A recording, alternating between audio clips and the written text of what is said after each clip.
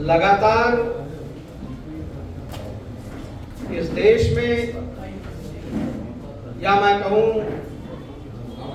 पूरे विश्व में, मनुष्य का जो काम था उस काम को भूलता जा रहा है। ये सत्य है कि लोकतंत्र बचेगा या नहीं बचेगा, इसकी जिम्मेदारी किसकी है। जहां तक सवाल नैतिकता का है, नैतिकता अगर कोई बता सकता है या लोकतंत्र को बचा सकता है तो वो सिर्फ मनुष्य है। लेकिन फिर भी इस देश में विकृत मानसिकता के लोगों ने इस लोकतंत्र को खत्म करने के लिए सदियों से, आज से नहीं ये काम हो रहा, सदियों से, जिस समय से अभी किसी भाई ने कहा कि 75 वर्ष देश को आजाद हुआ, खासकर हमारे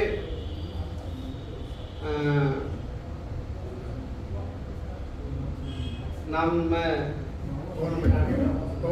पवन जी ने, लेकिन इस देश को आजाद हुए आज 78 वर्ष हो गया है। लेकिन मैं जिन गलियों में जाता हूं,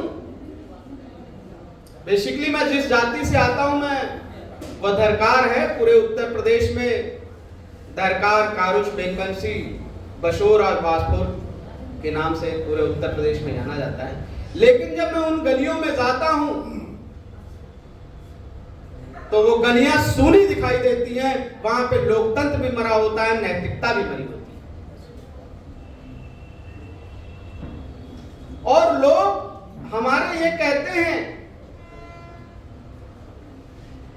कि मेरा तो कोई प्रधान भी काम नहीं करता, मेरे गलियों में तो विधायक भी नहीं आता, मेरी गलियों में तो सांसद भी नहीं आता है, और कुर्ता और पैजामा और पैंट पहन करके खूब नेतागिरी करते हैं।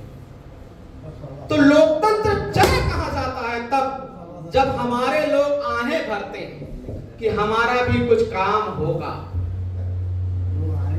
और तब नैतिकता सारी मर जाती है और लोकतंत्र भी वहीं पे खत्म हो जाता है।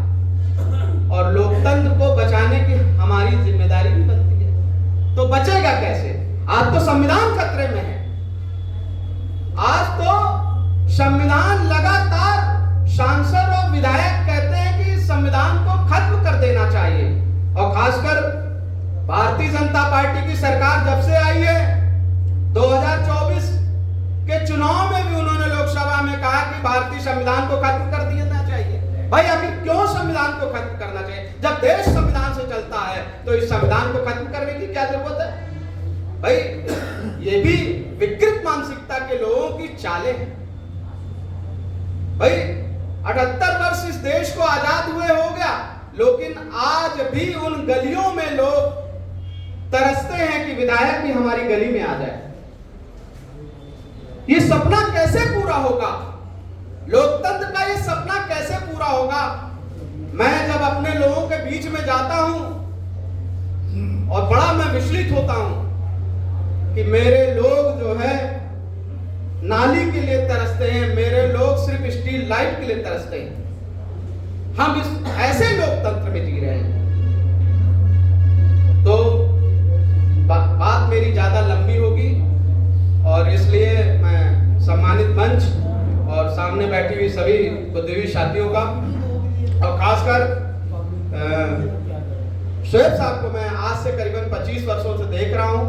लगातार सामाजिक मुद्दों पे लगातार वो मुखर होकर के अपनी बात को करते हैं। कई बार उनको लोगों ने परेशान करने का भी, खासकर चाहे राजनीतिक पार्टियों की कोई भी सत्ता रही हो, हालांकि मैं समाजवादी पार्टी में इस वक्त में हूं, और लेकिन उनको सभी लोगों ने परेशान किया। फिर भी वो लगातार अपनी आवाज को बुलंद करते हैं। ऐसी शख्सियत, और खासकर हमारे छोटे भाई राजीव यादव का भी मैं आभार व्यक्त करता हूं, जो लगातार मुखर होकर के सभी बात करते हैं और मैं भी उनके साथ कंधे से कंधा मिलाने के लिए तैयार रहता हूं और लगातार हम लोग लखनऊ में भी काम कर रहे हैं और तमाम प्रदेशों में और जिलों में भी काम कर रहे हैं। इन्हीं चंद शब्दों के साथ मैं अपनी बात को समाप्त करता हूं। जय भीम, जय संविधान, जय विज्ञान, इनकलाब जिंदाबाद।